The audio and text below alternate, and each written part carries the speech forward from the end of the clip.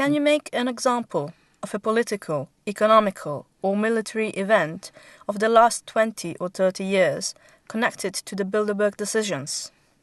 Well, pretty much every decision made over the past 40 years or 50 years, ever since they started meeting back in 1954, directly applies to Bilderberg participation.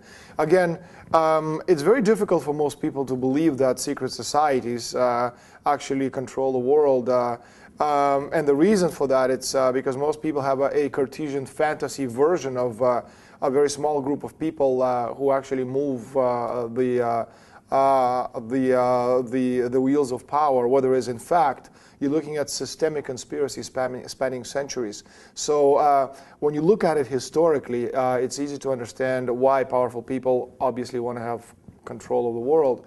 As far as the decisions are concerned, we don't have to go very, very far. For example, in 2002, in their meeting in Chantilly in the United States, Bilderberg has decided to push the oil price to $100 a barrel by the end of 2007.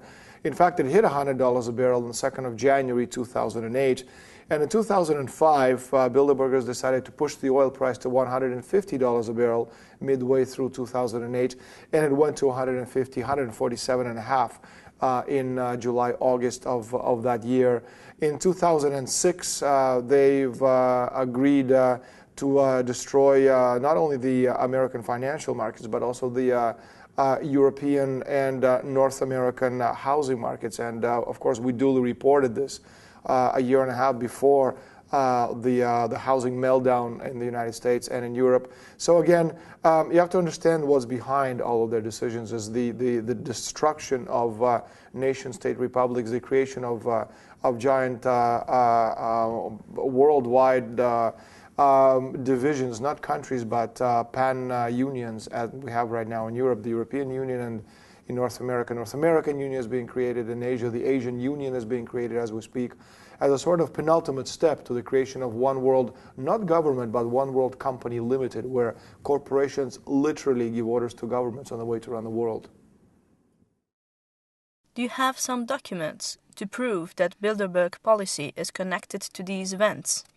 Well, obviously, when you're dealing with such powerful people, no publisher in his right mind would publish this kind of a book without definitive proof. For example, in Spain, when my book first came out in 2005, two very important law firms offered their report on my book, and they said 90% of the book was subject to a judicial demand from some of the people in the book. But, the curious thing is that, as I said before in the beginning of the interview, this book has been published in 74 countries, translated into 49 languages. It's out on 5 continents, yet none of the people who I accuse with directly their names and their last names have ever, not once, decided to take me to court and challenge any of my accusations, because, again, we need documents and we need definitive proof, and that's what every publisher I've ever worked with on Bilderberg Group has demanded, and every law firm who's offered advice has been satisfied with, that I do have the evidence to back up my what seems sometimes to be very wild claims. What actions could our society undertake to limit the Bilderberg influence? What can people do? Well, first of all, stop watching television. Turn it off. I mean, it's the way to make people stupid. If you want to be stupid, watch television. If you want to be smart, stop watching television. And second of all, stop voting for the people who form part of these organizations and societies. If you want to have a different world, understand that the people who you vote for obviously have a very important role in the decision-making process. Elect people who actually work for the betterment of mankind instead of, these gangsters.